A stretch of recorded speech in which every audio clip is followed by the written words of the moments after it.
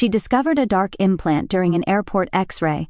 Then she unmasked the betrayal and sent her child's father to prison. The morning in Tampa, Florida, was a bit more humid than usual. Elizabeth Clark squinted at the morning sunlight streaming through her bedroom window as she checked the alarm clock on her nightstand, 6:30 a.m. She took a deep breath and slowly closed her eyes again. Just 5 more minutes, she thought, but her wish would not be granted. She heard light, quick footsteps in the hallway approaching her door. "Mom, are you up? Breakfast is ready."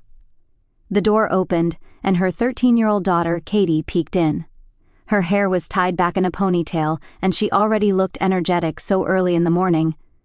Elizabeth smiled at the sight of her daughter. "Good morning, Katie. You're up early today." "That's because I have my special project presentation at school today." "Did you forget?" Elizabeth hurriedly sat up. "I'm sorry. I completely forgot. I'll get ready right away."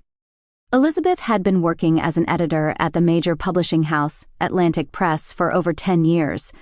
Her specialty was educational books and literature for young adults. Her work was demanding, but she managed to balance it with raising her daughter Katie as a single mother.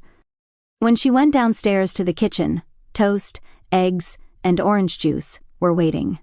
"Did you make this?" Elizabeth asked in surprise. "Yes, I practiced making breakfast for my cooking homework. What do you think? Does it look edible?" Katie looked at her mother with expectant eyes. "Of course it looks delicious." Elizabeth gently stroked her daughter's head. While eating breakfast, Elizabeth recalled her divorce 3 years ago. Her marriage to Richard Clark had been happy for the first few years. He was a talented cardiac surgeon, nationally renowned, especially in the field of pediatric cardiac surgery. They had met at a charity event at a university hospital and married a year later. Katie was born soon after. However, as Richard's reputation grew, he became increasingly devoted to his work. He stayed at the hospital until late at night and was increasingly called away for emergency surgeries on weekends. Even when he was home, he was always either reading medical journals or preparing for his next surgery. He was a wonderful doctor, but as a husband, as a father...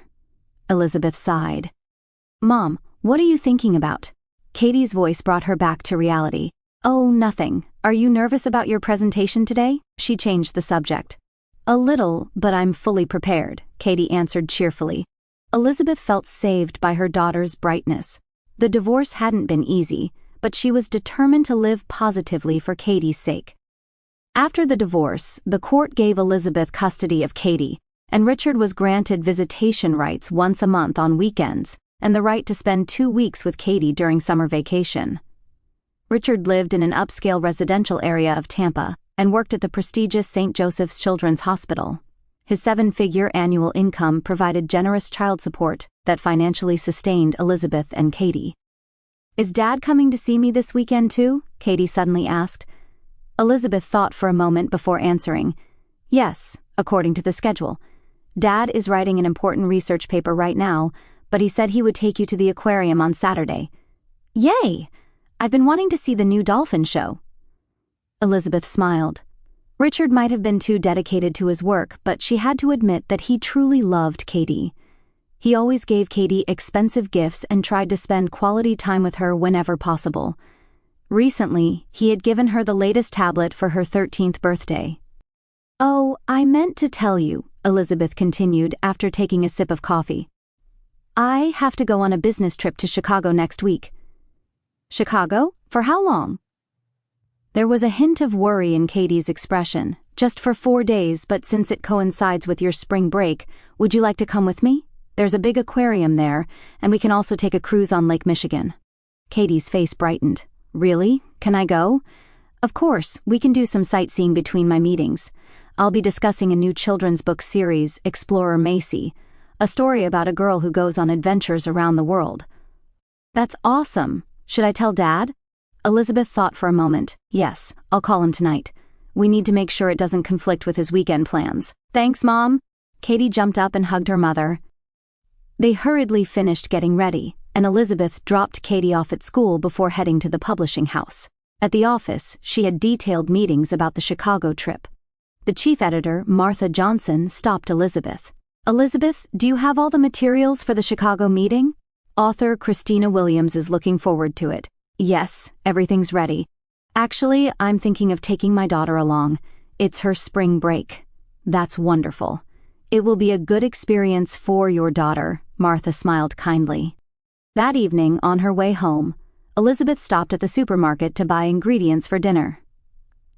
When she arrived home, Katie had already started her homework. How was it, the presentation? Elizabeth asked. It was great. My teacher and friends all praised me. Can I start packing for the trip tomorrow? Elizabeth laughed. There's still a week to go, but sure. Let's make a list of what we'll need tomorrow. After dinner, as promised, Elizabeth called Richard. He responded as concisely as usual. Chicago? That's fine. I'll change my schedule. But when Katie comes back, I want to increase her violin lessons. She has talent. Elizabeth agreed. Understood, but make sure she doesn't get too tired. After hanging up, Elizabeth sat on the sofa. Inside, conversations with Richard were always tense, but she needed to maintain a cooperative relationship for her daughter's sake. Plans for the Chicago trip proceeded smoothly, and Elizabeth and Katie gathered everything they needed. They were both sincerely looking forward to this little adventure. Elizabeth felt her heart flutter with excitement at the prospect of traveling alone with her daughter for the first time in a long while. The departure day for Chicago dawned. The morning was a bit chilly, and Tampa's sky was covered with pale gray clouds. Elizabeth closed her suitcase zipper while doing a final check. Katie, are you ready? The taxi will be here soon. Just a minute, her daughter's voice echoed from upstairs. Elizabeth looked out the living room window. After her divorce from Richard, she had moved to a quiet residential area in the suburbs of Tampa. The garden was small, but there was a little pond at the back where the morning sun beautifully reflected off the water's surface. It was a peaceful place to live. A few minutes later, Katie came downstairs with a heavy backpack on her shoulder. Do you really need all that? Elizabeth asked with a laugh. Of course! Katie opened her backpack to show its contents. Tablet, charger, earphones, 3 books, sketchbook, colored pencil set, and more. Okay. Elizabeth raised her hands in surrender. Just make sure you don't get bored on the plane. The taxi arrived, and they loaded their luggage into the trunk. On the way to Tampa International Airport, Katie talked enthusiastically about the places she wanted to see in Chicago. Elizabeth watched her daughter's excited face, hoping this trip would create good memories for both of them. Mom, is the Chicago Aquarium really bigger than the one in Tampa? Katie asked. Yes. Shedd Aquarium is one of the largest in America. It has over 32,000 species of marine life. Wow! So they have lizards and chameleons too? No, those reptiles would be at Lincoln Park Zoo, not the aquarium. I hope we can go there too. When they arrived at the airport, they loaded their luggage onto a cart and headed for the departure lobby. Elizabeth checked in using her smartphone and proceeded to the baggage drop counter. Your seats are adjacent, an economy class window and aisle, the woman at the counter said with a smile. Boarding begins at 11:30 from gate 23. Thank you. Elizabeth took the boarding passes and handed one to Katie. Don't lose this. They checked their luggage and headed toward the security checkpoint. It was the morning rush hour, and there was a long line at the checkpoint. Mom, I'm hungry, Katie murmured. We'll get something to eat at the cafe near our gate after we pass through security, Elizabeth answered gently. Just a little patience. 30 minutes later, it was finally their turn. Elizabeth removed her belt, took off her shoes, and placed her small items in a plastic tray. Katie, take off your shoes and put them in the tray. And your belt too, Elizabeth said. I know, Mom, this isn't my first time, Katie answered, sounding slightly annoyed. She expertly placed her backpack on the X-ray scanner's conveyor belt and put her shoes and jacket in another tray. Elizabeth went through the metal detector first and passed without incident. It was Katie's turn next. She walked through the metal detector arch. Suddenly, a shrill alarm sounded. Oh! Katie stopped, startled. A uniformed female TSA officer approached, middle-aged, with a stern expression, though her eyes were kind. Are you wearing any metal? The officer asked. No, nothing, Katie shook her head. Necklace or hair clips? I don't have anything, Katie answered, looking a bit anxious.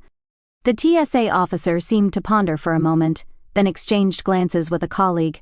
Could you try going through once more, just to be sure? Katie went through the metal detector again, but the alarm sounded again. That's strange, Elizabeth frowned. Katie, what about your pockets? There's nothing in them. Katie turned her pockets inside out to show. The TSA officer looked suspicious and made notes on her clipboard. I'm sorry, but we'll need to conduct a body scan in a separate room, she said politely but firmly. The color drained from Katie's face. Mom, she called in a small voice. It's okay, Katie, Elizabeth said, trying to reassure her daughter. There's nothing to worry about. I'll come with you. The TSA officer led them to a small separate room. There was a large X-ray scanning device and several monitors set up. Please stand here, young lady, another female officer instructed.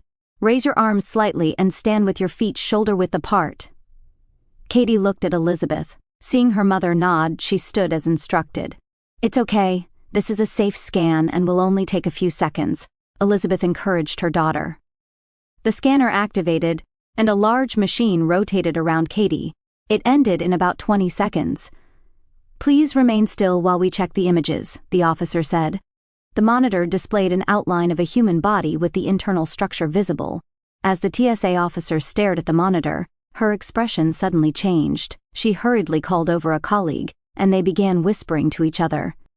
Elizabeth began to feel uneasy. It was clear that something wasn't normal. Is there a problem? Elizabeth asked, her voice trembling slightly. One of the officers turned back and answered, carefully choosing her words. Mrs. Clark, there's something concerning on the monitor. She called Elizabeth to the monitor and pointed at the screen. There appears to be a small metallic object embedded below your daughter's shoulder blade. Elizabeth gasped. Indeed, the screen showed a small rectangular object beneath Katie's right shoulder blade. It was about 2 centimeters in size and clearly artificial. What is that? Elizabeth asked in a trembling voice. We don't know. Is it a medical implant like a pacemaker or an insulin pump? No, my daughter has never had surgery, Elizabeth answered. Her heart began to race. At least not that I know of. Katie was listening to their conversation with a confused look. Mom, what's wrong? Just a moment, Katie. Elizabeth tried to calm her daughter while turning back to the TSA officer. What is going on here? I'll call the senior security officer, the officer said and called someone on the intercom. A few minutes later, a man in a gray suit entered the room. He was in his mid-50s, with short-cropped white hair and a stern expression. After a brief self-introduction, he immediately went to the monitor. I'm Johnson, the senior security officer, he said concisely. He stared at the monitor for a while and pressed several buttons to enlarge the image. After a few minutes of tense silence, he looked at Elizabeth with a severe expression. This appears to be some kind of tracking device. It would have been deliberately implanted, the security officer said with a stern look. What? Elizabeth repeated in disbelief. Her head spun, and she felt the room revolving around her. These kinds of devices transmit location information in real time. Someone can constantly monitor where your daughter is, who she's with, and how she's spending her time. You should report this to the police immediately. But how? Elizabeth was confused. How could something like that be in my daughter's body? This couldn't be implanted without professional medical intervention. It would have required a small surgery, probably under anesthesia. He looked at Katie and then turned back to Elizabeth. Go to the police right away. Katie turned pale and looked at her mother with a frightened expression. Mom, is there something inside me? Elizabeth rushed to her daughter and hugged her tightly. It's okay, Katie. Mom will take care of this. But her heart was filled with fear and anxiety. Who had implanted a tracking device in her daughter's body? Why and how? Her thoughts were chaotic and her hands were shaking. I'll escort you to the airport police office, Johnson said. They'll handle this matter. Elizabeth nodded silently. She gathered their belongings and tightly held Katie's hand. Their plans for a fun trip to Chicago had collapsed, and a terrifying nightmare was about to begin instead. I'm scared, Mom, Katie said in a thin voice. I'll protect you, Elizabeth said firmly, but she too was trembling with fear. The airport police office was a small room, characterized by impersonal walls and fluorescent lighting. Elizabeth and Katie sat on hard plastic chairs, while 2 uniformed officers examined the X-ray photos at the desk in front of them. The air in the room was heavy and tense. Mom, can we get on the plane? Katie asked in a small voice. Her blue eyes were wide with anxiety. There are more important things right now, Elizabeth answered gently, but her own heart was also greatly disturbed. One of the officers, Detective Robert Mullins, turned toward them. He was a man in his mid-40s with kind eyes and a tired expression. Mrs. Clark, this is clearly an illegal implant. He pointed to the X-ray photo. There, a small rectangular object was clearly visible beneath Katie's shoulder blade. Does your daughter remember being subjected to any surgery? Is there anything she remembers? Katie squeezed her mother's hand tightly. No, I don't remember anything, she answered in a trembling voice. Elizabeth gently stroked her daughter's hair, desperately trying to remember. She sorted through Katie's medical records in her mind. Katie went to the hospital, yes, just last summer for a tonsillectomy, she finally said. It was in July. She was having frequent throat inflammations. Detective Mullins nodded while taking notes. Could you tell me the details of that surgery? Which hospital? And which doctor was in charge? Elizabeth's memory came back. The tonsillectomy was performed at St. Joseph's Children's Hospital. The originally scheduled doctor was an ENT specialist named Dr. Anderson, but on the day of the surgery, Dr. Anderson couldn't come due to an urgent matter, Elizabeth said quietly, and then she faltered. Suddenly, all the pieces began to connect in her mind. My ex-husband performed Katie's tonsillectomy, Elizabeth said quietly. Her voice trembled slightly. Your ex-husband is a doctor? Detective Mullins's eyes sharpened. He's a cardiac surgeon, Richard Clark, the chief cardiac surgeon at St. Joseph's Children's Hospital. The atmosphere in the room changed. The female officer exchanged glances with Detective Mullins, and she immediately left the room. Detective Mullins's expression changed. This is becoming increasingly serious. There's a high possibility of a deliberate act by a professional. Elizabeth held her head in her hands. I can't believe it. Richard, but why? Was there anything unusual after the surgery? Detective Mullins asked. Elizabeth tried to remember. The surgery itself was successful without issues. The recovery was quick, but... She frowned as she remembered. After the surgery, Richard contacted us more frequently than usual to check on Katie's recovery status.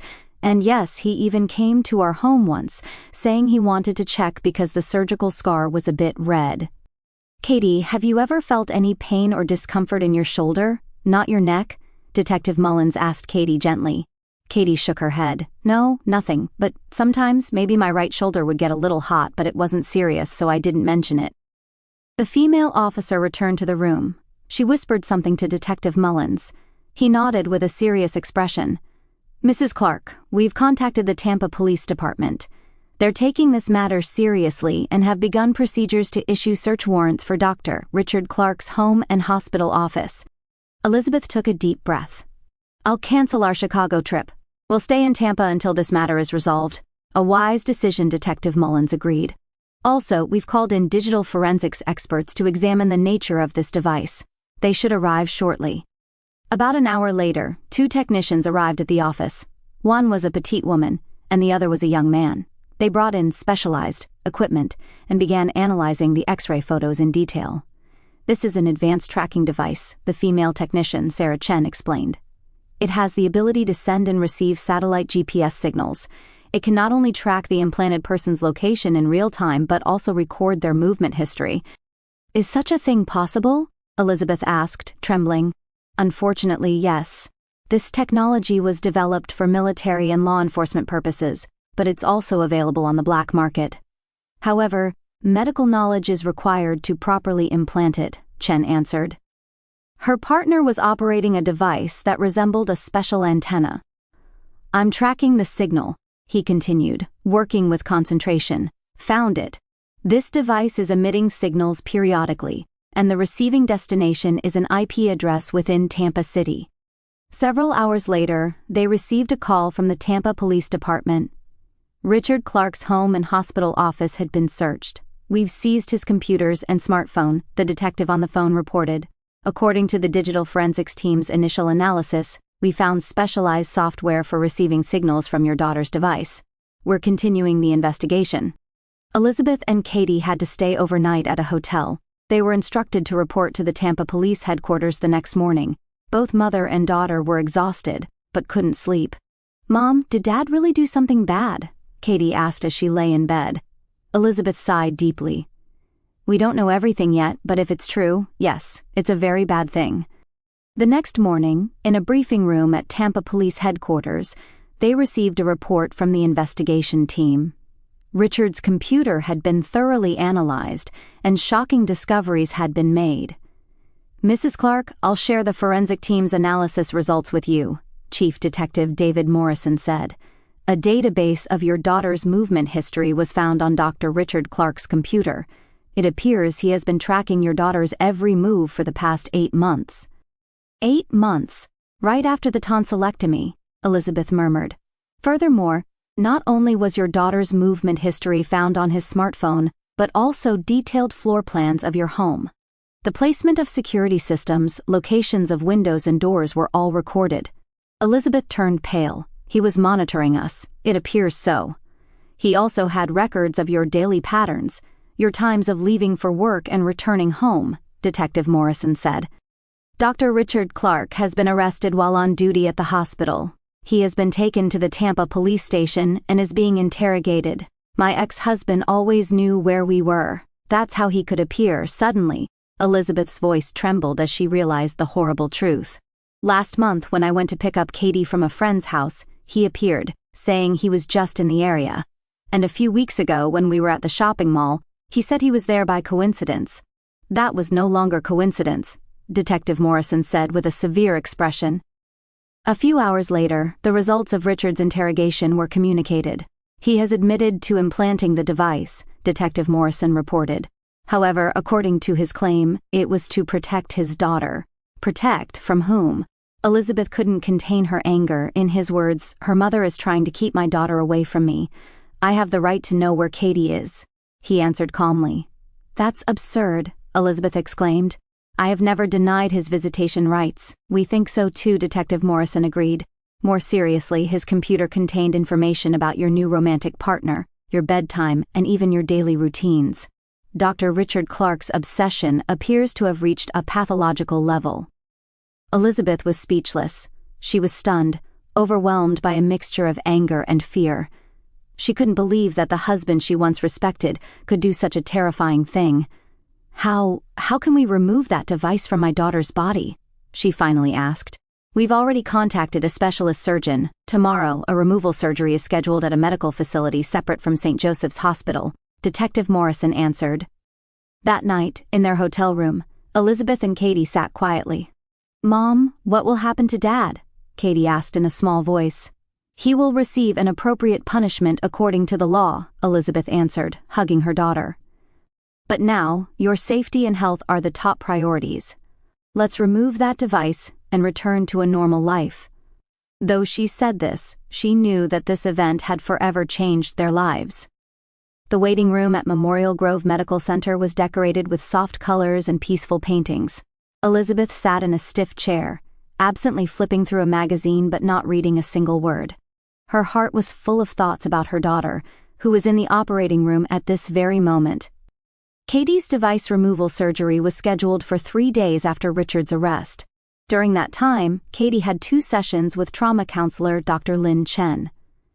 The first session was tense, but through Dr. Chen's gentle and patient approach, Katie had begun to open up little by little. "Katie, do you remember the day you had your tonsillectomy?" Dr. Chen asked gently. "A little," Katie answered in a small voice. "I arrived at the hospital, and a nurse dressed me in special pajamas. And then Dad came and told me everything would be okay." Then she frowned. "Then it gets fuzzy. I think because of the anesthesia. Did you notice anything different after the surgery?" Katie thought for a moment. "My throat hurt, but the nurse said that was normal." And she faltered. "My right shoulder hurt, but Dad said it was because I was in an awkward position on the operating table." According to Dr. Chen's report, Katie had a gap in her memory under anesthesia, which may have been intentionally created.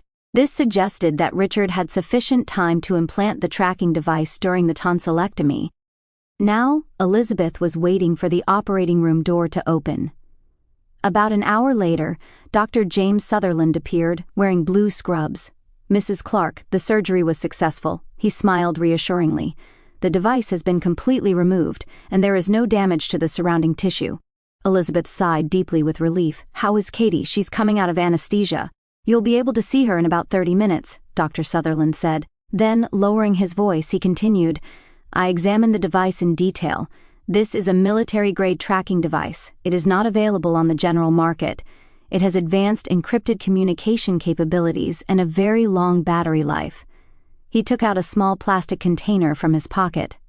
Inside was a coin-sized metal device. I thought you might want to see it. Elizabeth accepted it with trembling hands. This small device had changed their lives. How did he obtain this? That's a subject of police investigation, probably through the black market or medical equipment supplier connections, Dr. Sutherland answered. The device will be handed over to the police as evidence. That afternoon, Elizabeth took her daughter home. The next day, she met with a family law specialist, Margaret Owens. Owens was a reliable woman in her 50s, a highly reputable lawyer in the field of children's rights protection. Let's organize the charges against Richard Clark, Owens said, holding a pen. Assault, stalking, child abuse, and medical ethics violations. Furthermore, considering he abused his position as a doctor, we can add abuse of authority. I want him to spend time in prison, Elizabeth said in a trembling voice, and I never want him near Katie again. That's achievable, Owens nodded. The evidence is overwhelming. We'll also apply for a complete review of the custody agreement from your divorce. In such circumstances, courts are not uncommon to completely revoke visitation rights. A week later, a preliminary hearing was held. Elizabeth sent Katie to school and attended alone. In the solemn atmosphere of the courtroom, Richard was brought in wearing prison clothes, handcuffed. His once dignified and confident posture was gone. His complexion was poor, and there were dark circles under his eyes. His lawyer applied for bail, but the judge immediately refused. The defendant has abused his knowledge and skills as a medical professional to commit a highly invasive and illegal act against a young child. Furthermore, the defendant possesses a passport, and there is a risk of fleeing abroad. The bail application is denied. After the preliminary hearing, a statement was issued from the hospital. The director of St. Joseph's Children's Hospital, Thomas Harrison, announced that Richard had been suspended immediately. I can't believe what he has done. Richard was a respected doctor, Director Harrison told reporters. His actions are contrary to the fundamental medical ethics and completely incompatible with our hospital's values. The safety and trust of patients and their families are our top priorities. Richard's colleague doctors were also deeply shocked. Some told reporters in interviews that he had been very dedicated to his work and compassionate toward patients. However, there were also voices saying that he occasionally showed strange obsessions. Dr. Clark sometimes wanted to know abnormally detailed information about patients' post-operative recovery. A nurse who spoke on condition of anonymity said, "We thought it was his perfectionism, but now thinking about it." Following her lawyer's advice, Elizabeth petitioned for a review of the custody agreement made at the time of her divorce from Richard.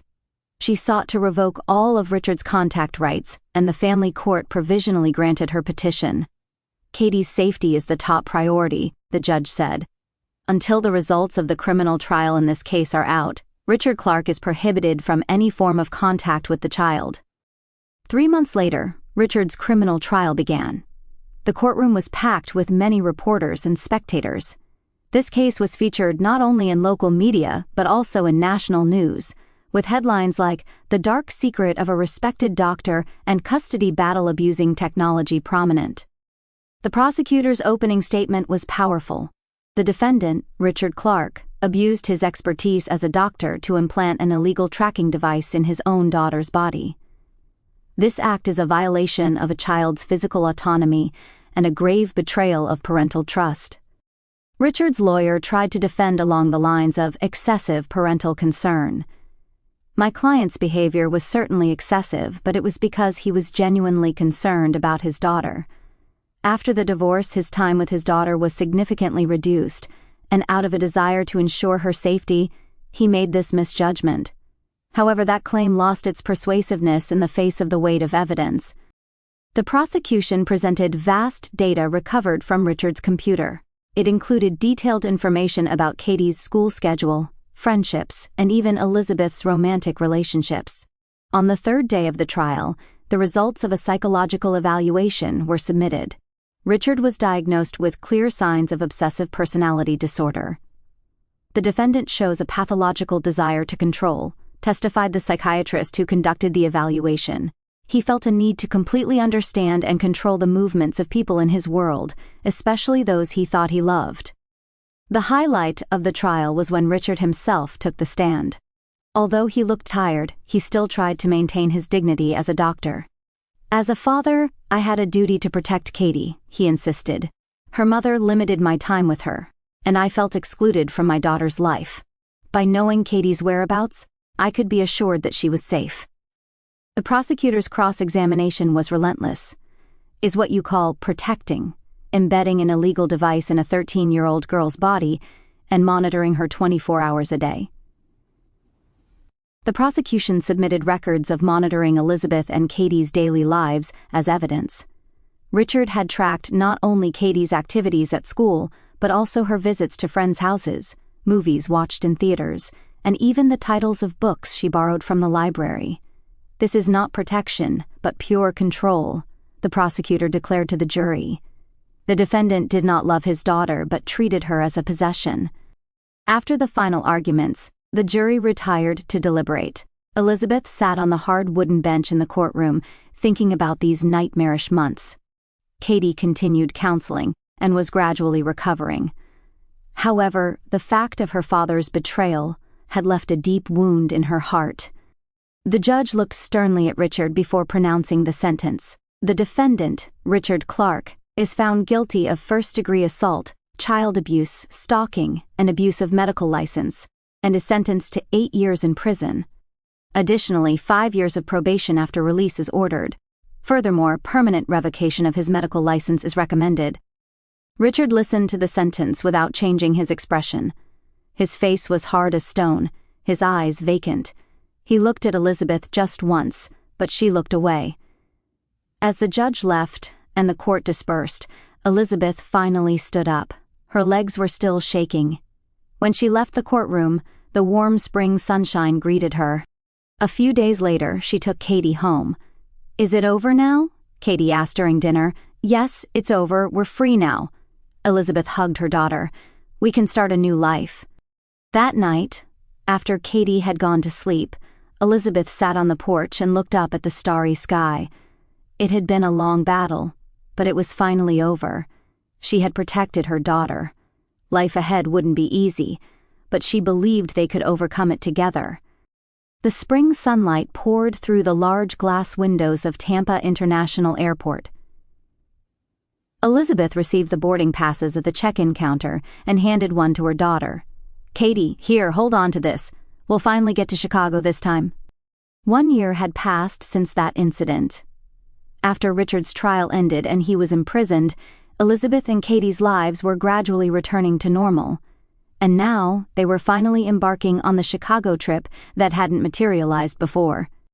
"Same gait as before?" Katie asked. She was now 14, had grown a bit taller, and her expression was more mature. "Yes, what a coincidence," Elizabeth smiled. "But this time, it should be a more enjoyable trip." They checked their luggage and headed toward the security checkpoint. While waiting in line, Elizabeth remembered that day, how much her life had changed since then. Eventually, it was their turn. Elizabeth expertly took off her shoes and placed her valuables in the tray. Katie did the same. "Mom, are you okay?" Katie asked.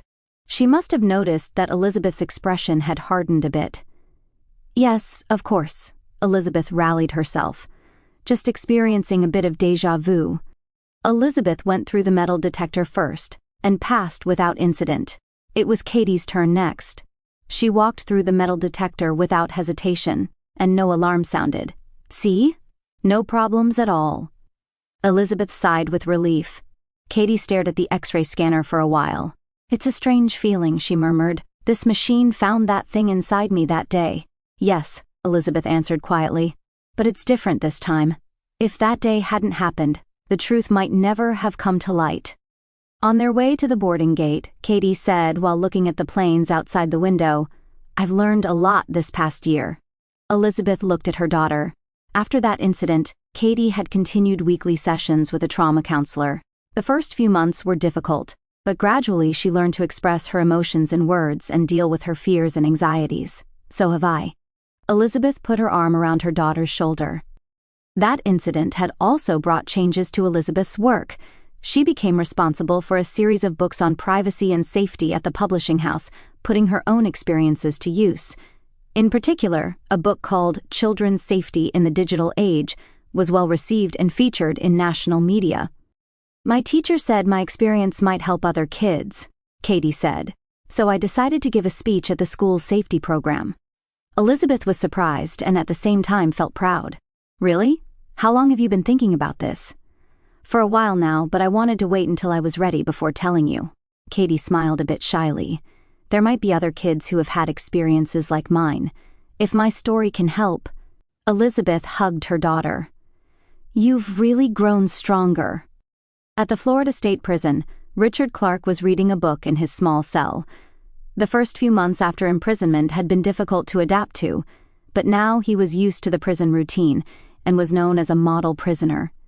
He was taking a correspondence course in medical ethics and was beginning to understand the seriousness of his actions. Each week, he met with the prison counselor to discuss his behavior patterns and thought processes. I loved too much, he told the prison counselor one day. Katie was everything in my world. I was afraid of losing her. That's not love but attachment, Mr. Clark, the counselor quietly pointed out. After a long silence, Richard nodded. I understand now. It wasn't love but control. He had written letters several times, trying to apologize to Elizabeth and Katie. However, Elizabeth had taken legal measures and refused all contact from him. All his letters were stopped at the lawyer's office and never reached them. Richard eventually accepted that decision. He now participated in a medical consultation program within the prison, providing basic health advice to inmates. His medical license had been permanently revoked, but his medical knowledge was proving useful in prison. What do you plan to do after your release? The counselor asked one day. I intend to find a path of true atonement, Richard answered. I want to do something that benefits those I've hurt, to give back to society. However, he had vowed in his heart that he would never interfere in Elizabeth and Katie's lives again. He knew they had already moved on, and that was something he needed to do as well. From the window of their Chicago hotel, Elizabeth gazed at the magnificent view of Lake Michigan. For the next 3 days, she and Katie planned to visit the city's tourist attractions. Mom, it's Michael on the phone. Katie handed over the smartphone. Michael Sullivan was a university professor Elizabeth had met 6 months ago. He was mild-mannered and considerate, and had built a good relationship with Katie. Their relationship had gradually deepened, and Elizabeth was feeling the joy of romance for the first time in a long while. Thank you. Elizabeth took the phone. Yes, we arrived safely. The hotel is lovely. Katie? She's fine. Hold on, I'll let you talk to her. Elizabeth handed the phone to Katie and smiled as she watched her daughter enjoy the conversation with Michael. A new family form was gradually taking shape. Living my own life without being controlled by a control freak like him is a wonderful thing, Elizabeth thought, as she gazed at the city lights spreading from the window. The night view of Chicago from the hotel room was breathtakingly beautiful, and the journey starting tomorrow would be filled with new memories. Having overcome past fears, they had finally gained their freedom.